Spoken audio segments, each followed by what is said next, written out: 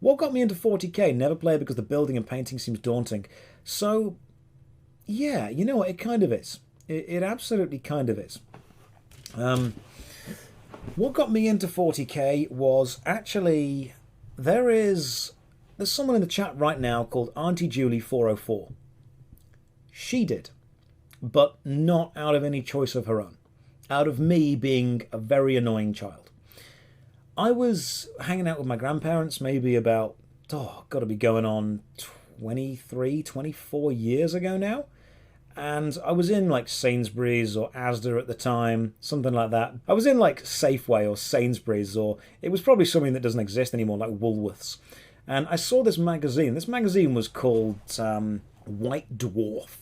And on the front of it was like this powered up, armoured dude. And I thought, oh man, this looks amazing. I'm going to buy a White Dwarf and I'm going to read through it. It's so cool.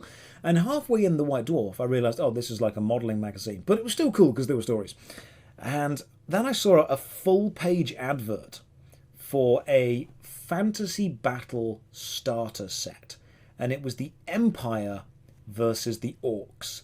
And you got a couple of Empire riflemen, you got some pikemen, you got a little set of horses charging in, and you got a cannon, with an actual old school cannon with like a dude with one of those buffers that pushes the cannonball down the ends, and a loading team. And then on the Orcs, you had some Orc archers, and then you had some Orc warriors, and you had a chariot. And I'm like, this is so cool, I want this, it's only like £100. Which, of course, to my childlike brain, was all the money ever, and is now, to my adult brain, still quite expensive.